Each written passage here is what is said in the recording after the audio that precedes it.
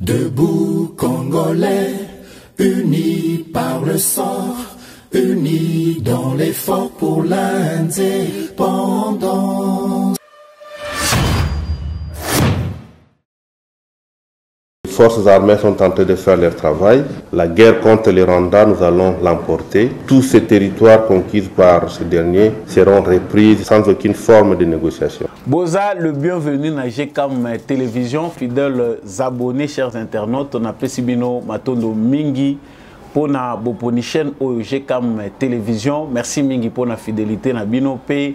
Confiance renouvelée na étandoya GCAM Télévision. Vous êtes bien sur la bonne fréquence, la fréquence des éclairés, avec devant vous Samba Olonga comme analyste dans toutes les informations qui se passent en République démocratique du Congo et à travers le monde. Encore une fois de plus, Nasenga Kanabino, tous allons toujours faire des scènes à motema, toujours qu'on allons na penser moko pieuse peut que soutenir ma pinga na biso oyo bazali vraiment qu'on se sacrifier bazali ko pesa bomo ina bango pour na likambo etali ekolo Congo pour na ko protéger intégrité territoriale na biso. Yambo émission Oyo et Banda nazalaka toujours na tradition ya ko rappeler na biso nyonso ete justice ya Nzambe irataka mutute, justice ya Nzambe moto moko te aishapaka na contrôle nango soki na mutema na yo ngonge betaka te soki tango salaka mabe o se reprocha ke loko te yeba ngo ke d'une manière ou d'une autre okoyeba ko futa mabe oyo salaka na se ya moyo omibengi yanke olobike ngai muta koyi kozala likolo na nga azate nga naza makasi koleka mokili mobimba yeba ngo soki biso tokitisi yo te eza na mutu moko oyo amonanaka te aza capable ya kozongisa na esika na yo. Si ce n'est pas sur cette terre, même dans l'au-delà, tu finiras par payer les prix de tes actes. Komibenga malin te koloba te ke ngai bamonaka ngai te nyonso yo ozali kosala ezala na nkuku ezala na mpwasa eza na prix nango litomba nango ezali yango tomilengele pona kosala kaka malamu. Il n'est jamais tard pour faire du bien, il n'est jamais tard pour revenir à la raison. Kozela trop tard te po Nzambe akofutisa yo kaka nakoti na lombango na sommaire ya actualité na biso ememi ngai liboso na bino mokolo ya lelo te ba ete Paul Kagame azali ko remettre en cause régularité ya élection oyo elekaki na Union africaine na organisation ezali centrafricain de contrôle et de prévention des maladies. Cette branche de l'Union africaine oyo ejiraka makambo etali santé à travers le continent. Élection salamaki ya ba chef d'état nyonso oyo baponaki compatriote na biso Jean Kasea nde mutu abimaki comme directeur général nango. Kasi élection wana ezali contesté na niveau ya Union africaine na lettre oyo Paul Kagame, président ya Rwanda, atindeli président ya Union africaine ya lobi Jean Kasea azali élu de manière irrégulière. Il faut balander la dossier wana parce que les kaki na lolenge ezalite bitumba ya Congo na Rwanda diplomatie bitumba oyo ezali ko opposer notre président Félix Tshisekedi na Paul Kagame et keiti na institution ya Union africaine kuna maseki ezalite toujours na cadre ya sommaire na biso tozolobela lisusu Paul Kagame toyeba yango ete CAF, Confédération africaine de football, bango bapesi trophée na Paul Kagame parce que selon bango bazali komona ete azali mutu moko aza kosala malamu na football africain, organisation na ye, participation na ye, contribution na ye ezali ko faire avancer football africain. Yango bango ba couronné na trophée ya malamu meilleur leader ou azali ko encourager promotion topé développement ya football na continent africain. Ezali makambo ebele eza ko pousser ba congolais ba mituna tozali ko kende wapi na Paul Kagame. De l'autre côté, on sait que mondialement ba crime ou ezali commis à l'est de la République démocratique du Congo eza ignoble. Ezotika mukili mubimba indifférente. Qu'est-ce qui fait que ces organisations, qu'est-ce qui fait que la Grande-Bretagne ba pays ebele oyo batikali ba continuer ko s'intéresser na mutu oyo amibengi criminel. En tout cas, l'analyse c'est tout de suite que nous allons faire avec vous. Vous allez vraiment brancher analyse de Kobandasika à découvrir pourquoi jusque là il y a des organisations qui continuent à vouloir sauver l'image de ces sanguinaires, de ces dictateurs, de cet homme qui est un prédateur au biso tozali ko dénoncer. Actualité na biso tokolobela pe lisusu likambo ya ba militaire angolais oyo bakotaki na République démocratique du Congo. En tout cas, dans le sondage, 80% des Congolais bazali positif, bazali optimiste dans la présence de militaires angolais. Chose qui n'a pas été constatée dans Oyo, dans l'arrivée de la force régionale. Ça montre que les Congolais sont très proches des Angolais que les autres pays. Mais cacophonie moko ezali koleka entre mission Oyo ba militaire angolais ba yeko sala na République démocratique du Congo na compréhension oyo batu mususu bazali nango ya présence na bango sur le sol congolais. Vraiment dans l'analyse qui va suivre tout au long de cette émission tokolobela pe likambo wana ya ba militaire angolais bokoyoka pe ba propos ya premier ministre et ya ministre des affaires étrangères vice premier ministre chargé des affaires étrangères Christophe Lutundula ndenge pasala ki mise au point na ye tokolobela situation otoyeba qu'est-ce que l'Angola peut apporter et puis au-delà du rideau Nini Pendezali stratégiquement préparé. Est-ce que la RDC peut être sauvée dans sa partie Est en s'appuyant sur la SADC ou en s'appuyant sur l'Angola comme il est pensé par certains analystes ou bien certains Congolais? Torosuka wana actualité congolaise est complexe. Makambo kolobeza ebele. Te bango pété ba M23 ba population bazali ko dénoncer que ba colonne ya ba M23 ba militaire ya Kagame bazali ko quitter des régions d'une région autre balongwe kiwanja bazako kende na Kibumba bazako kende ko se concentrer ici kamoko. Selon certains observateurs bazali ko constater que zaine loko moko ya mabe bazali ko planifier, c'est-à-dire ko longwa oyo bazali ko fendre ko longwa sur certaines zones oyo ba subir ba défaite ebele pour aller s'amasser sur une autre zone bazalinde na intention ya kolinga ko s'attaquer na Goma. Qui dit vrai? Qu'est-ce qui se passe réellement sur terrain? Vous aurez des précisions tout au long de ces numéros. Toujours na cadre ya analyse na biso. Actualité zebele ndenge bino moko boko constater yango soki tango ekoleke bele boko excuser ngai boze bele bozo senga ngai qu'il faut actualité ezala condenser pour biso soto zwarata kolanda yango. Baïsafouré Pezali, dans le cadre de Makambo Etali processus électoral, l'actuel bureau de la CENI qui est dirigé par Denis Kadima, président de la CENI, a des échanges ou les Oyo Bazali Nango avec Corneille Nanga. Vous voyez que l'apparition de Corneille Nanga, pour cette fois-ci, est allée dans le cadre politique. Il y a lobby qui a commis acteur politique, Azali, qui a envisagé YP, a postulé. Mais il y a Vandi Kimiate par rapport à Makambo Etali élection. Corneille Nanga pense que les chiffres, il y a enrôlé Oyo Ezali présenté par Denis Kadima, par Seni, ou Ezali dirigé par Denis Kadima, Ezali faux. Et cela a poussé aussi le bureau de la CENI, il y a qu'à répondre d'abord en les remettant à sa place par rapport à la gestion passée. Vous allez ici écouter réponse Oyo ba pesi na Corneille Nanga par rapport à l'accusation naie azali ko accuser actuel bureau il y a CENI wana ezali makambo etali élection toye ba PET vraiment actualité congolaise ezali pe dominer na rentrée parlementaire il y a le 15 mars ba congolais ba lobinini parlement oyo bazaki na vacances bato bazwaka mbongo na bino ebele bakendaki vacances bazongi. Mais awa bango bazongi batante ya ba congolais ezali nini ba congolais bazozela penda nini na parlement na bango priorité bango baza kopesa na nini makambo bino boyebisaki nga yango nga na koloba awa ba député pe balandaka biso bazaka na chance ba vidéo na biso ko ya na ba téléphone na bango bayeba nini pe congolais azokanisa. Voilà tout pour l'actualité que nous allons aborder avec vous dans ces numéros. Je dis merci à ceux qui nous rejoignent présentement bino oyo bolandi émission oyo sikoyo bokuta ene longa samba olonga ka sikoyo comme par hasard na souhaité bino boye malam abonnez-vous à cette chaîne pour ne jamais manquer notre actualité. Soko s'abonner au commis membre actif il y a Debout Congolais au commis partisan ya analyse na sala ka ezala nango magité ezali ba penser na biso nyonso condenser méditer pour avoir une orientation claire et précise. Vous voulez aussi aider cette chaîne, aider l'émission Debout Congolais. En bas de votre écran, il y a un numéro que vous pouvez appeler.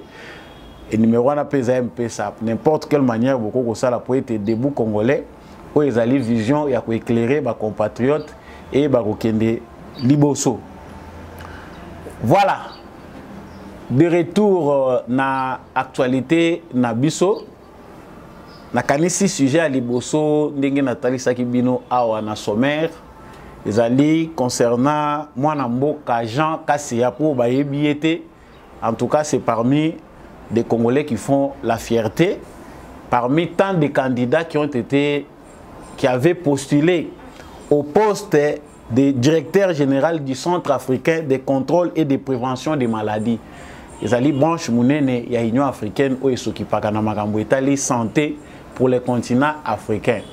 Depuis Congo eza Congo poste ya munene obiso tozwa na ba organisation internationale ezali ya kamanda wa kamanda o azalaki na secrétariat ya Union africaine. Kouta wana ndeko o bozali komona Jean Kassia c'est le seul Congolais à briguer poste wana azwa ngondenge nini bitumba ezali toyebi ke ete na ba organisation internationale po ete moto moko ya mboka moko songolo pakala akoma wana nyonso ezalaka kaka basé na compétence na yete ezalaka pe na makambo esengeli kosala sur le plan diplomatique bas président bas se bousculaka basololaka entre bango il y a des va-et-vient qui se font pour que un candidat ou un autre soit favori ou bien bachaye. Je prends seulement un exemple typique au nom des intérêts français au Rwanda. On a pris une candidate qui émane d'un pays qui n'est plus francophone. Au Bazaïna Bango, na kati ya organisation à Commonwealth, Bacheye comme secrétaire général, il y a francophonie.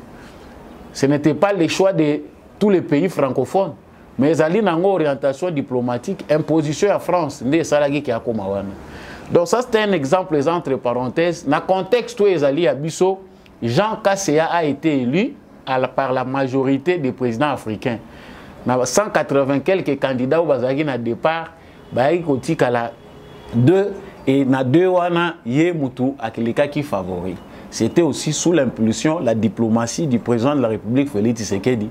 Où la bataille qui dure pour que les candidats Nabisso, outre ma compétence naie, à se retrouver na poste wana clé bandeko élection et salami ndenge biso nyonso to landaki na bino boyoki yango que élection et salami mwana mboka zwe bonga to beti maboko na lobelaki yango na etando nanga bato bolandaka Debout Congolais mingi soko rataki le mawana te. Vous savez que j'ai parlé de ces Congolais qui a fait la fierté.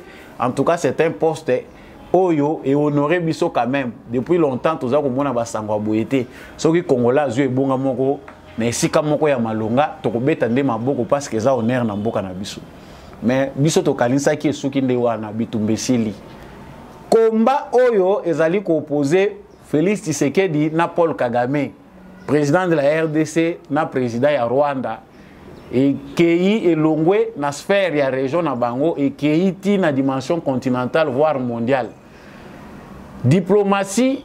Il y a Félix Tshisekedi qui a exposé les méfaits. Il y a Paul Kagame qui longtemps caché. Il a tabou,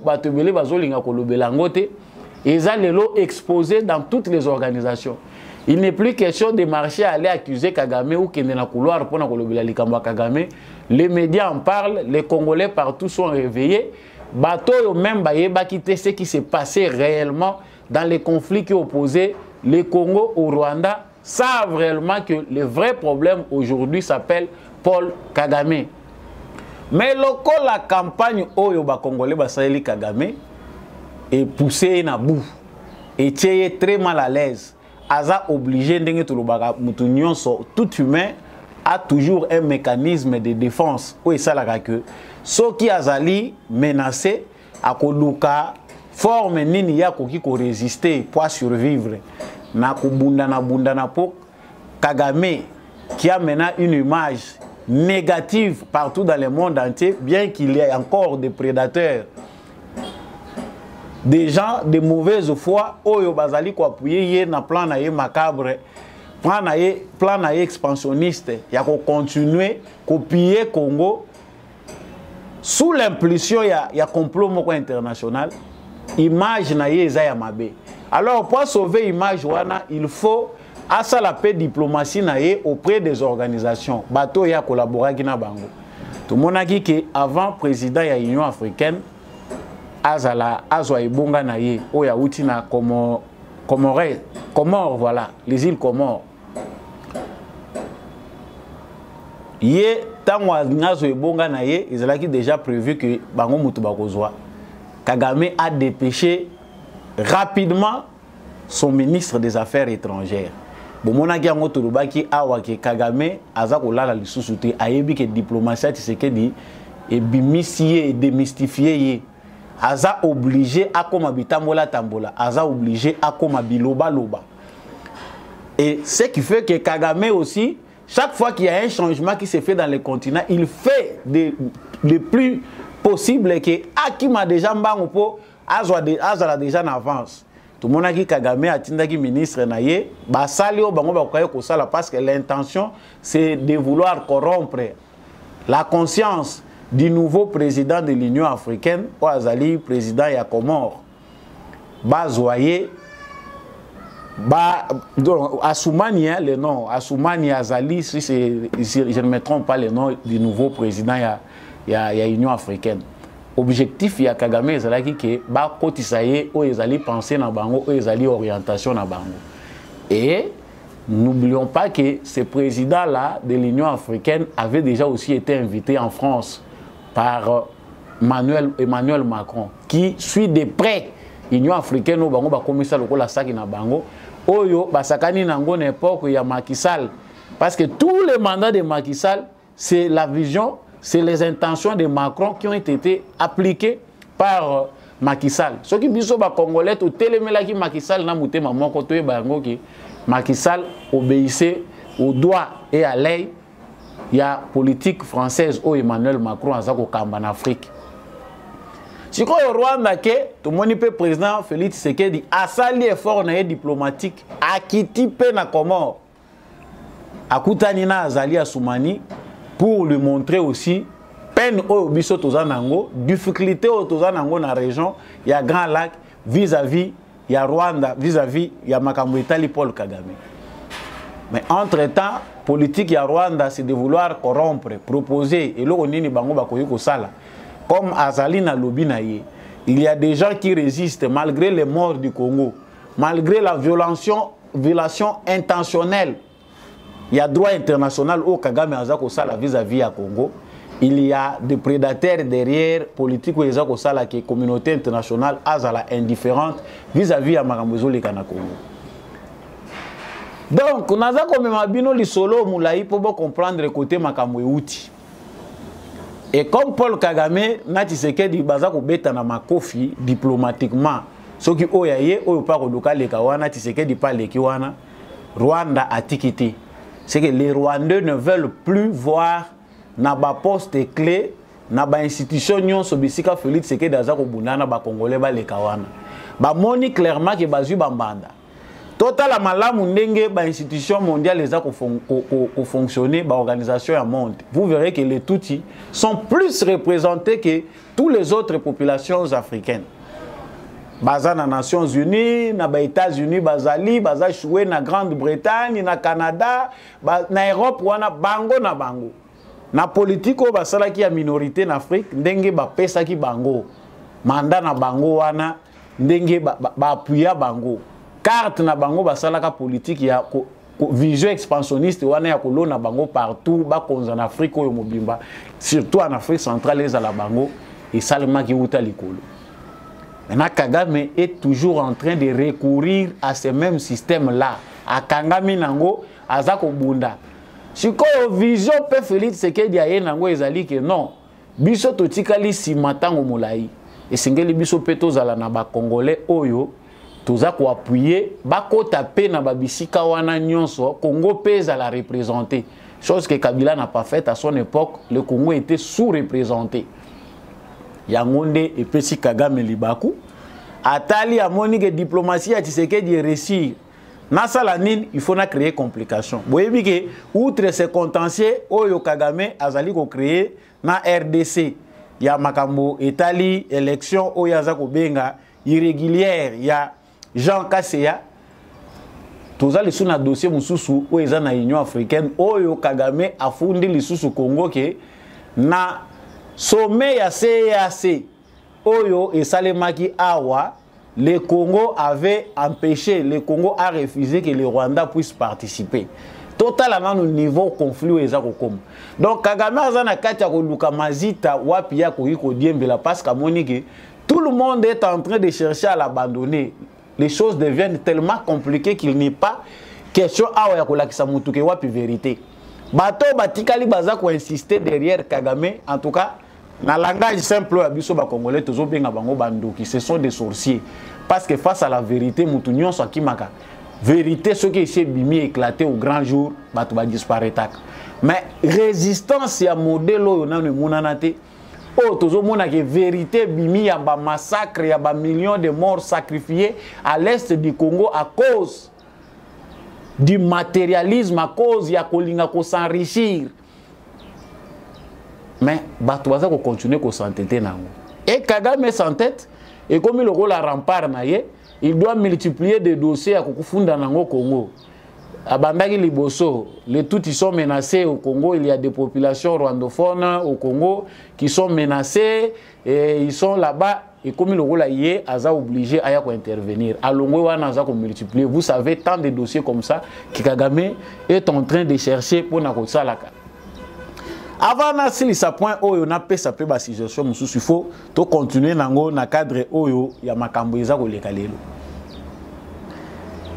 Les mêmes Kagame qui sent que politique est indi. Lokola Occident sa baby nyonso ya mokili, que ça soit sur le plan culturel, bango ba kotisi politique. Les loisirs, bango ba kotisi politique. Nyonso oyo même besika wapi batu bako kimela ba occidentaux ba baby yango.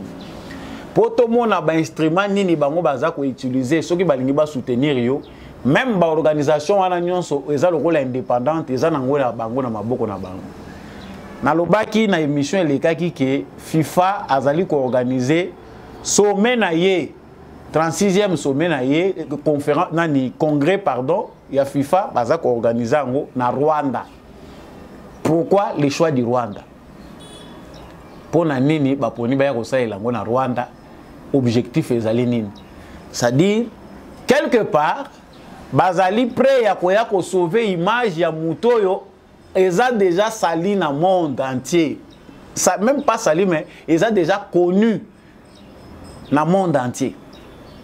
La CAF lokola pesa na ngoka ndenge moko biso tozomona wa Union africaine yozo benga ngo Union africaine mais eza na ngona lipeka ya Union européenne, eza na ngona lipeka occidentaux, les africains ne décident absolument rien.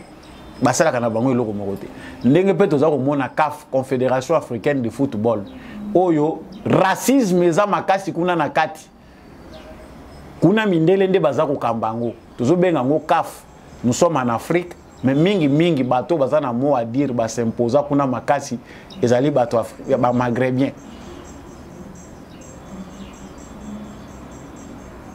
Ba oyo totikali ozomona bato mwindo nyonso ozomona o baza ko diriger CAF, ce sont des simples donc tolo banini ba marionnettes o baza ko utiliser pour na ko se servir na bango. Bato oyo bavandi ba ye na trophée balobi ngonga ndekoki na moment oyo mukili mobimbe peli moto ba congolais baza ko réclamer justice de la part de la communauté internationale.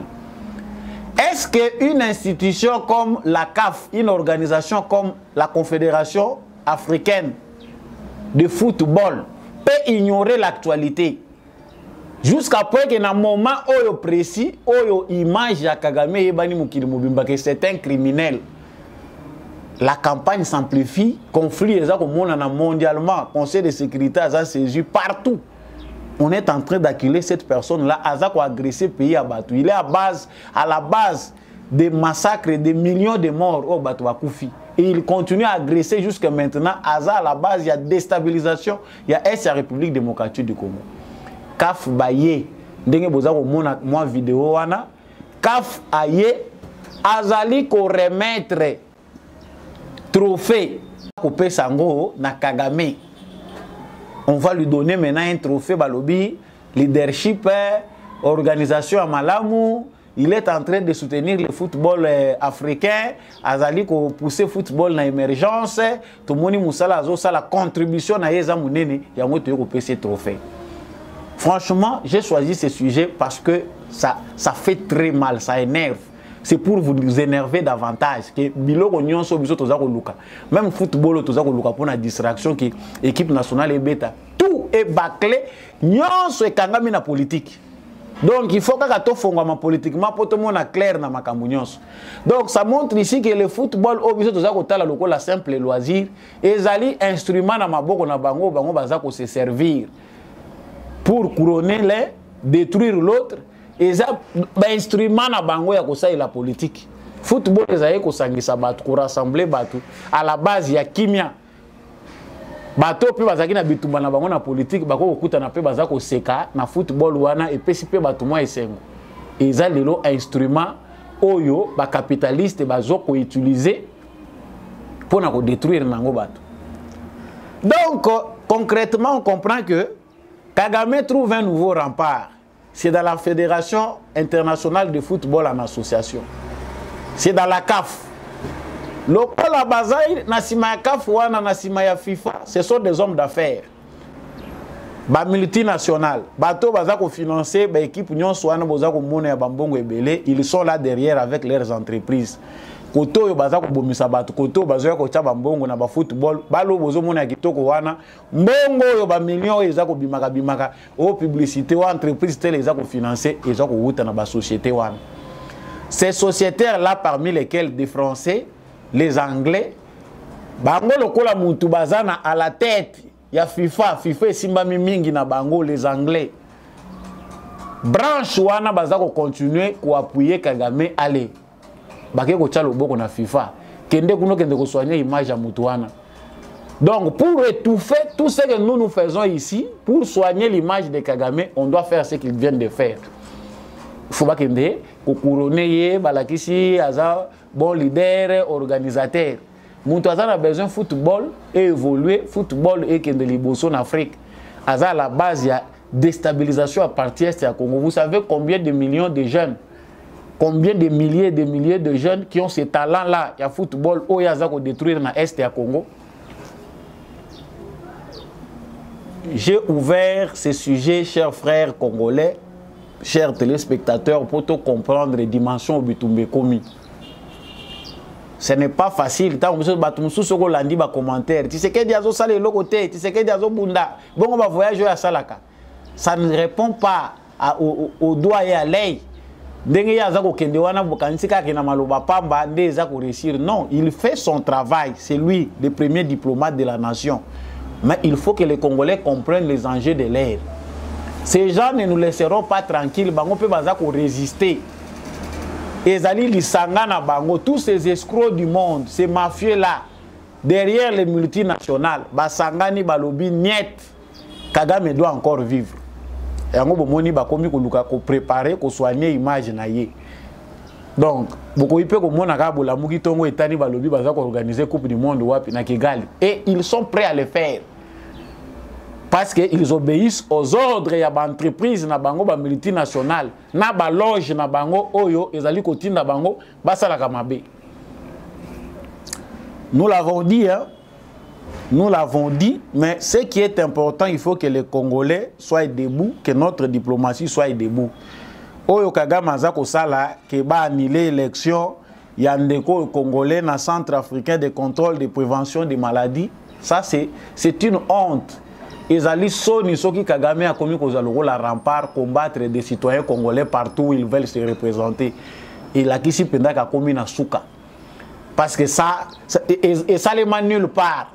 Élection et salamito éviter raison ni Kagame za ko pesa irrégularité ezaki Tshisekedi a corrompaki Tous comprendre des irrégularités par rapport à Kagame, ça veut dire concrètement quoi? Les Congolais sont des juifs hein, assimilés. Na niveau koyina ya boye, eza pasi mingi. Biso nde ba Congolais to fongola mato to fongola miso. Il faut côté les davantage. Notre diplomatie doit encore exposer les méfaits de Kagame.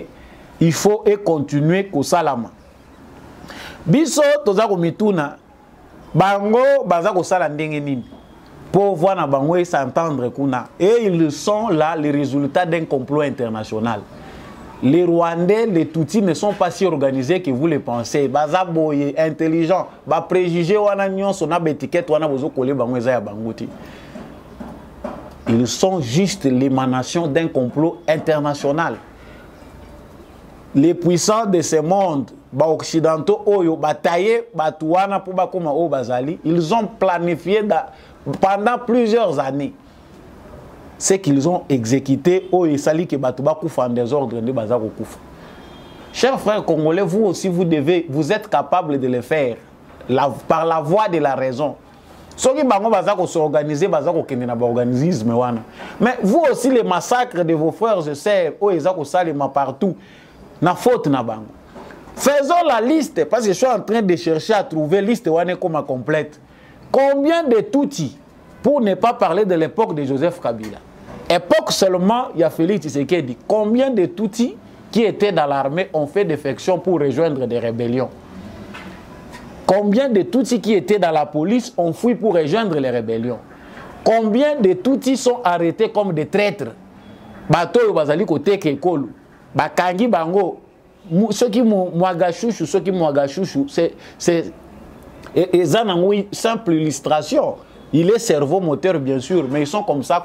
Combien au bazar qu'on détruire nation? Ce sont des choses à documenter avec preuve à l'appui. Il y a qu'on présenter dans le Conseil de sécurité des Nations Unies. Bango oba kotira kabiso batu oyo awa. Il y a même un frère qui nous a fait réfléchir. J'ai ouvert cette parenthèse, même sur les avocats. Comment on va faire réfléchir biso? Nakani se kouipe na ba téléphone na bim. Soki Kagame azali ko benga ba Congolais, ba tuti oyo ba koti la biso awa ba kota officiellement, ba mususu ba kota avant 60, ba mususu ba kota après 60. Asa ko continuer ko benga bango, ce sont des Congolais. Ils sont nés là-bas, ils ont été là-bas longtemps. Bon, yé mutu akendaka na Uganda. Azalaka na Uganda, kuna vanda na Uganda depuis les années 58, 60 combien. Azongi na Rwanda comme un Rwandais. Il ne s'est pas dit Ougandais. À combien plus forte raison batu oya za ko kangama awa ko zongi sa bango ko tia bango lokola ba Congolais. Chers frères congolais, ce qui nous manque nous c'est l'organisation. Oyo bango baza ko sala na nombre oyo biso ba Congolais tozali to koyi ko lelaka te. Vous qui êtes en Europe, vous qui êtes en Amérique, le problème, le seul mot qui nous tue, nous Congolais, c'est l'unité. L'autre mot qu'on peut assimiler à l'unité, c'est l'amour. Biso ba Congolais, tozangi biloko wana mibale. À moins ceux qui bazuka Congolais mupanzi ki abakata mboka na ngai te. Mais chercher l'unité à ba Congolais bo sangana boy. Organisation ba Congolais sala kaka ba air ba jour. Ba ko wele la bokonzi, ba ko wele la nini, ba ko panzana. Bako ina na bango enfin na qu'il tire à poison babakiseli bango bako bomana. Voilà ce qui nous freine. Soko nyonso wana bino boza ko mona ngoto ko vandela ngota le otindelinga message lobi yeti sekedi soka zoko kana ete aloba baluka mutu mususu. On voit que ezande yende mutaza ko kokate. Ezande biso ne mitu eza malamu te. Bon excusez-moi si c'est choquant enfin mais ça fait mal pour nous Congolais de simples choses. Ezoko maka compliqué pa na biso. Au moment où nous sommes en train de parler, il faut trouver bango que ba rebelle ya M23 ba koti na stratégie mususu ya sika. Topé ba militaire ya Kagame. Leur nouvelle stratégie de déambuler pour trouver un moyen ya kokoma na objectif oyo batindeli bango na parti wana. Tushito lobango mbala na mbala. Les M23 ont vocation, ambition d'encercler Goma, va conquérir Goma. Soki biso toza na makambo biso tozo mona te toza ko senga gouvernement na biso ça la plus oui tant mieux. Mais toyeba yango que si nous sommes arrivés jusqu'en mars 2023 et que Goma n'est pas tombé, ça veut dire que notre gouvernement aussi dans sa stratégie ça peut makasi quelque part. Tout a été fait au niveau international comme au niveau régional pour que Goma tombe. Les renseignements congolais bayebi yango que Goma, même les Américains qui prêt que Goma il faut tomber. Dieu seul sait pourquoi tout résister. Oh non, so biso toza ko raconter awa toza ko beta awa to yebagi makambo za ko leka réellement té. C'est que la communauté internationale attendait de Tshisekedi après que Goma ngake kwe. Eza lokola mutu oyo baza ko sala opération ayebi gravité à opération na yete.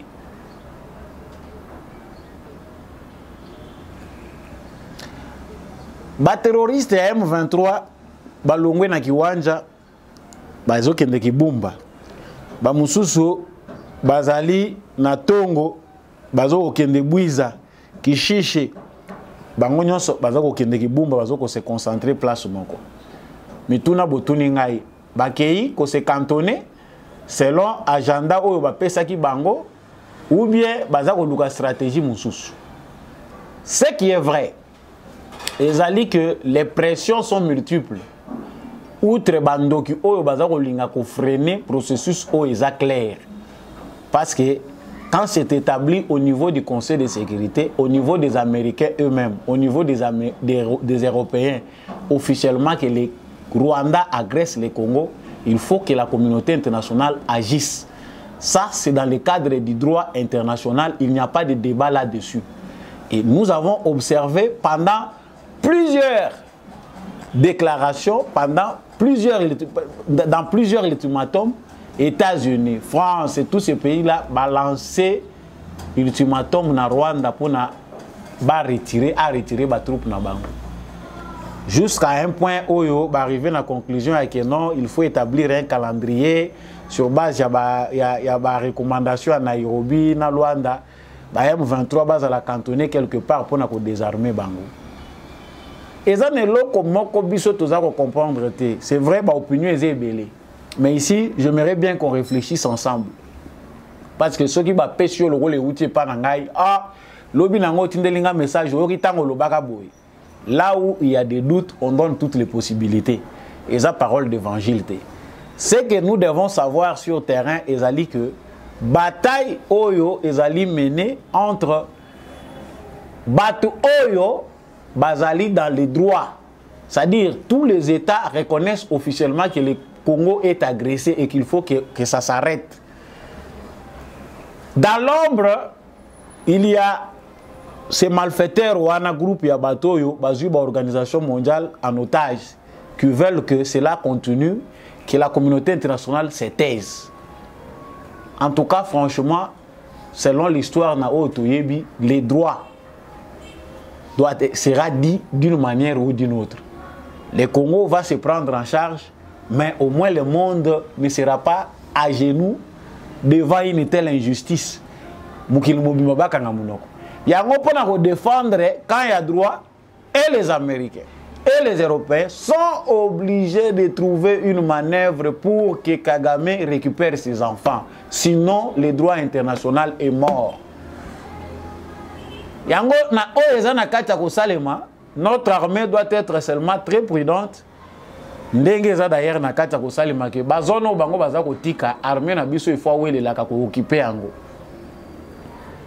et les autres groupes d'autodéfense au Bazali qui occupent le village de tout en étant raisonnable, il faut tuer bango que pensée républicaine il faut ezala. Yo ko kendete sika village ezalo lobi que nazo sala défense ya mboka na ngai ou bien nazo kende pona ko sécuriser mboka na ngai na bango na bakota te po banda ko beta bande ko no ba fimbu. Qui te donne le droit? Po banda ko violer basi ya bato. Qui te donne le droit? La seule force reconnue sur le plan constitutionnel, c'est à la loi que cette force-là donne. Bapesi yango na FARDC na biso. Bapesi yango te na groupe moko quelconque. Mais au moins, l'on va reconnaître que les Congolais sont azali na possibilité de défendre les colonies qui sont menacés. Mboka na yeso qui sont menacés. Donc, pour répondre à cette préoccupation-là, qu'il pleuve ou qu'il neige, nous, Congolais, nous avons notre part de solutions en nous prenant en charge. La communauté internationale est devant un défi de droit international. Bamata bakita eza soni pona mokili mobimba, ils vont agir. Toza ko lobango te pona ko lokoza naïveté ti.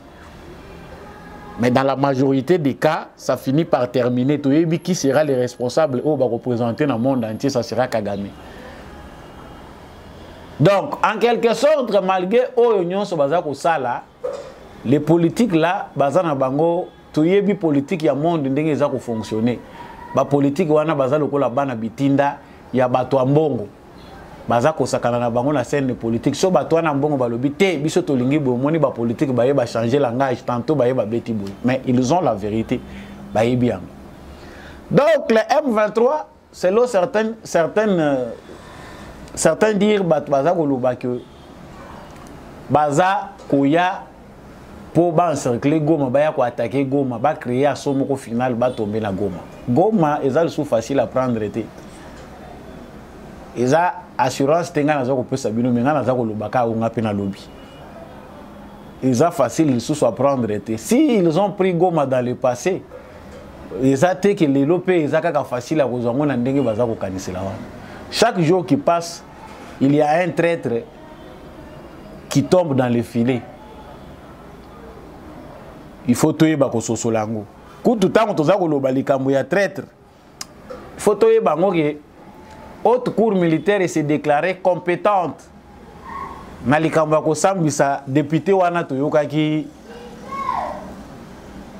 Mwagashushu, soki Mwagashushu, président ya groupe parlementaire. Tant bazo raisonner batu nyonso bazalaki ba président ba groupe parlementaire. Maya miso ezo ko sala ngai nazo kapasi. Ba Francine Muyumba, ba Jeannette Kabila, ba Mwagashushu, yoka ba président groupe parlementaire. Ta bazo sano ke mboka sete kama Félix Tshisekedi a hérité ne kaka ba crise. Yo tantôt zaki no attardé au comprendre que lelo ndé au moni que non certainement mboka le pays va mal. Aujourd'hui Tshisekedi pour cible. Ignorant tout ce qui était passé dans l'histoire. Ba groupe parlementaire na biso dans la majorité na katia et assemblée na parlement na biso comme laissé par Joseph Kabila ndenga travailler là ki nanguna ndenga tikaka bango na parlement na bango ya banomé wana parlement we sala ki Nyarugabo comme député wana ils savent lequel travail bato bazalaki na makambu ya commission affaires étrangères commission défense et sécurité à Jeannette Kabila. Ils savent ce qu'ils ont fait du Congo. Bayebi loko nini trahison bango basala mboko. Siko haute cour ba avocat ya Mwagashushu balobi ke ezali incompétente pour na ko juger en haute cour asi akati ya lobi bazali na compétence le 21 oyo bakosambisa ye. Pour enchérir na kende ko kweya na bisika tozolo bela makambo ba élection. Rentrée parlementaire yango et salami les 15. Ba député na biso bazongi na ba sénateur. Tozo benga kaka ba député na ba sénateur parce que c'est il faut to benga bango bon. Après avoir passé des vacances au ba mususu baza kozwa ba congolais lokola ba client na bango. Ba électeur na bango lokola ba client, ils ont des stratégies de marketing. Comme les élections sont prêtes, ba téléphone union sont maintenant et comme il sonné wana soko bengi ye moko yambi non nazo se préparer na ya na sana ba action moko ifona sala na village kuna bobongisa descente nanga boye ba yango boko tikala ba senzi vi mobimba avanda ki ane mobimba bozo bengi téléphone e sonné te mais soko to komi na moment oyo a préparer maintenant azumbongo abomba ki ndambu une part halobi maintenant nazoya na ba travaux moko ifona salisa kuna il faut bo préparer lenga terrain. Ba jeune gens wana ba nouveau licencié wana ba médecin oboza nango na région wana baza ko soigner basi ba mama na passe boko ko komisa bango pe ba député ceux qui vous ont quand même rendu un travail, basali sacrifice dans un hôpital où moni mutu munga naza ko luka ba sereng baza ko tokisa na mai na 21e siècle bazo tokisa ba sereng na mai basaleli yango batokisi basaleli lusu batokisi c'est au Congo. Allez munga ngawana bino boko commissaire député te bokezwa kaka mutu wana ye ayaka awutaka koya wana ndaku neza kana Kinshasa aye soka aye akaboli basaka mungu akaboli bapolo congolais etali bino a bazongi na rentrée parlementaire nous on entend na dossier lokola ya Mwagashushu oyo qui pense qu'il est innocent ba député ba yebisa biso il est président d'un groupe parlementaire aner salam salana yo parce que moi je vois même tous ces députés là suspects ba député oya zaki na bango wana parce que c'est monsieur qui est riche comme ça Rubaya Mobimbe koma ya ye mais capacité na ye ya corruption etandi nango congolais yo zoba ya corruption ezakandi na Congo na droit na ye balobi kende kozwa carte d'électeur ofele okuti batu batandi mulongo ba musuba si ba yaki na butu bakaboli ba pesi bango moko mbongo na mutu aza na centre zo mbongo biso to kozwa carte na tongo comme ça to kumela te ba pesi ye mbela nzela ale abanda kozwa corruption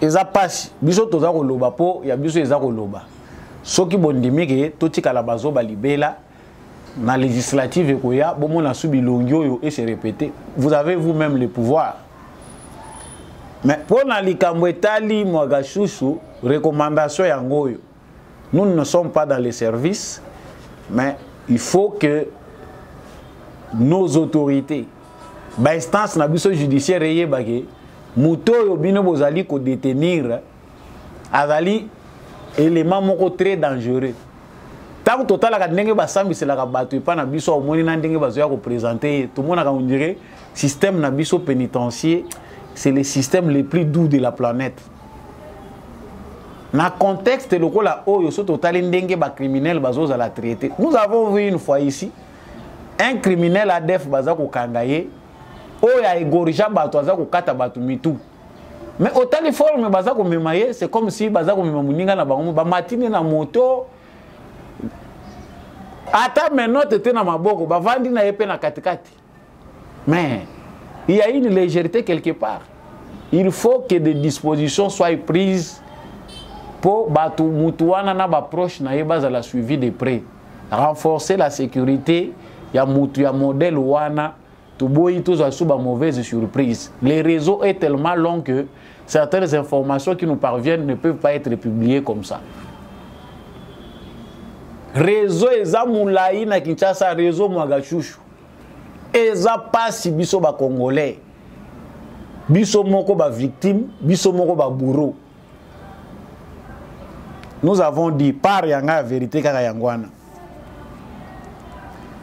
todo linga tokende na ba élection mais affaire à ba élection yo eza matata a toza ko luka tokende na ba élection guerre moko ebimi parce que les élections yango moko na to tsango entre guillemets les Congolais sérieux pensent que tant qu'il n'y a pas paix à l'est du Congo il n'y a pas élection. Il faut que les élections aient lieu dans un contexte qui permet que tous les Congolais cette fois-ci puissent jouir de leurs droits de vote. Les appels à Congolais baza komona que eza façon ya ko faciliter Tshisekedi à se pérenniser na pouvoir. Au moins eux aussi ils ont leurs intérêts. Baza pe na ba calcul na bango déjà baza ko publier biso na ba média ba lobi que en tout cas pour na bango Tshisekedi est en train de négocier la transition avec Kabila. Tout ce que vous entendez là, ils ont circulé, ils ont partagé. Bango pe bazana service à renseignement na bango. Bayoka ba congolais bazanini. Ba kote sabine eloko moko boye na mutu. Dès que vous acceptez, ils ont déjà l'opinion des Congolais à balobi assez faisable. Biso toza ko luka, toi assainir environnement politique congolais. Bino boza ko sekwisela biso ba criminel, ba bandit d'état, oyo ba tie mboka à genoux. C'est que quelque part dans votre raisonnement, il y a des virus. Oh, il faut essayer les bolongol. Parce que Quand Félix Tshisekedi va aller négocier une transition avec Joseph Kabila pour ressusciter tous les kabylistes qui ont disparu pendant tout ce temps, réfléchissez, vous allez réfléchir. Poussez les raisonnements très loin, vous serez énervé. Donc, tous ont la FCC bis, FCC cash bis, tout bande lango lisusu. Kongola linga mazita mingi, Kongola linga gani mazita. Élection, Corneille Nanga a lobby pour naie nouveau bureau ya Seni baza ko sala musala ndenge longo banité. Trop d'irrégularité et surtout ba chiffre oyo Denis Kadima za ko pesa ya ba rouler eza ba chiffre moko ya lokuta. Suivez Corneille Nanga et puis on revient. Démocratie ezali mode de gouvernance au bas congolais ba poni. Alors élection ezali très important. Et puis élection ezali lo na enjeu moko ya makasi eza même plus dangereux que l'M23. Ce qui ba élection salemi bien te to yibite Congo ko koma wapi. Ouanande batu baye pagamote. Alors les activités préparatoires à l'élection, ce n'est pas moi qui le dis. Président Kadima e moko a lobby depuis septembre bazo pese mbongote. Donc balingi élection te. Banane. Bato il faut ba pesa mbongo. C'est clair. Président Kadima lobby que non, il est bloqué. Donc, c'est quoi, ngana lo basu commentaire ni. Et puis les lots processus, ils allaient quoi choper dans 3 dimensions. Bah 3 dimensions dans ce que tu as dit, oh, tout ça les alliés blagues. D'abord sur le plan, il y a Seni à Momoko. Seni est un péché originel. Dengue à Botami. À Botami déjà batumsu su balingité. Donc batumsu bazon dimate, batumsu bazon dima. Bon, yo moko zon dimango. En tant qu'acteur politique. Nazo peso ba fait. OK. Kobota manango ezaki groupe musu se ba acteur politique ba lobi ba yebi bazana ba représentant kunate. Composante musu solo ba que non, rien que na composition à Seni. Ezaka mingi majorité a battu espace mokoboy. Ba acteur entre bango ba na confiance te. OK, c'est aussi le plan technique. Enrôlement des électeurs ezalakana enjeu miné. Premier intérêt, ba rola capo ba pesa ba congolais ba carte d'électeur. Pour kino sikoyo tozana na carte d'identité. Donc o wana Seni a longi azo délivrer ba carte d'électeur. Mais même si qualité à carte ango, ça laisse à désirer. Deuxième enjeu, il faut constituer le fichier électoral. Pour na o etali les lots. Enrôlement des électeurs. Il y a des problèmes techniques graves, mauvaise planification, amateurisme. Et ça ba centre oyo ba fungoli les lots 2 semaines après machine ekwe yampan ba donner bungi. Mais autre qu'on a pas pesi nombre ya ba enrôlé 98% déjà ya ba enrôlé. Des agrégations et des affirmations dangereuses. Bino besoin di mangote. Des actes que kondima, eza lokuta. OK. Eza lokuta. Des affirmations dangereuses parce que élection ezali précision. Élection ezali que non, na centre tel qui 350. Voilà, vous venez de l'écouter. Et là, à la base, il y a Kanda, il y a actuel bureau, il y a Seni, où il est dirigé par Denis Kadima, Yangowana. Mais, Bandeko Bele Bazako Mituna, Corneille Nanga Wutiwapi, qu'est-ce qu'il fait que Aye a sali annonce na ye, abandina no annonce moko ya ko créer batu suspense, ya ko kulukela batu Kanda. Il y avait eu un accord. Et ce qui est wana comme les médias ont un sentiment ya ba congolais. C'est après que Corneille Nanga va dire que non, le seul accord qu'il lui connaît, c'est celui de FCC cash parce que Félix Tshisekedi n'avait pas la majorité. On a tous touché de côté. Corneille Nanga revient encore, il s'attaque à la CENI. CENI, bazo salam salam alamute. Que conclure? Nazo lingana tika bino nanu, boyo kapena nu. Oyo ezali réponse ya batu actuel bureau baza ko pesa ye et puis on revient. Du point de vue légal, avec des critères objectifs qui garantissent la transparence, ce qui n'a pas été le cas de l'auteur de la déclaration dont la désignation a été faite dans un contexte d'opacité totale, sans confrontation ni débat. En d'autres termes, l'auteur de la déclaration dont question n'est pas le produit d'une compétition à la désignation comme président de la CENI. Autrement dit, son profil n'a jamais été confronté à d'autres compétiteurs pour prétendre être les meilleurs et donneurs de leçons. Nous savons tous comment ce monsieur a été placé à la tête de la CENI. Il n'a jamais été question d'une quelconque compétition comme ça a été le cas pour le président Denis Kadima, qui avait en face de lui des compétiteurs. On nous a parlé que ce monsieur a un profil, a un CV, mais où est ce CV? Moi j'en doute. Voilà. Basi va répondre. Ndako yo seni aluwaka wana Corneille Nanga atika ngona ba arrière ebele. Lokola ka Kabila atika palais de la nation ba toilette bouchée mai bimakate palais de la nation.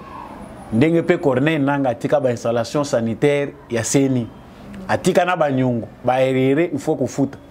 Et puis ba nyongo wana toyo ba ke bato ebele pe oyo ba travaillaka na seni ya Nanga ba mususu nandenge basilisa musala seni bakenda na bango mbongo na bango pe bazwate.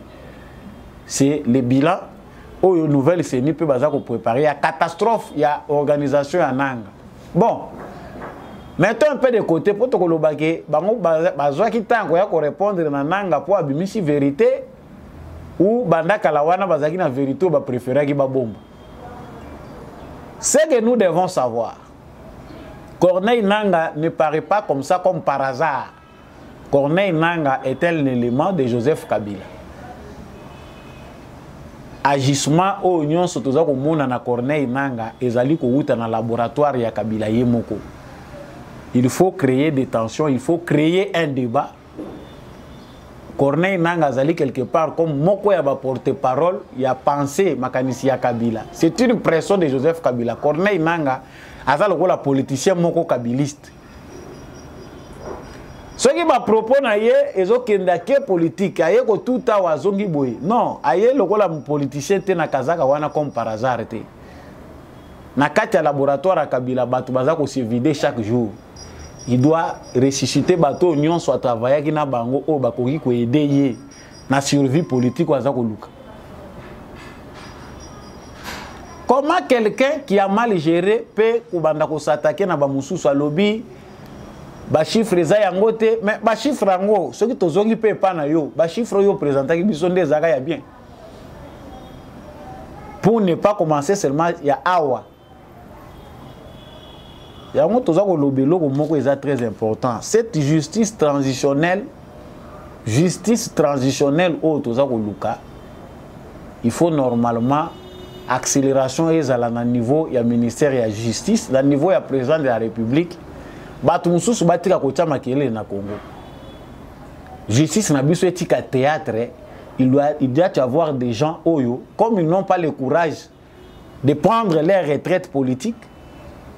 Au moins sur base de l'interpellation de la justice, sur base il y a préjudice au bango ba causa na Congo. Na ba congolais ba ko tika politique libéla sans que ba causer biso ba dégâts.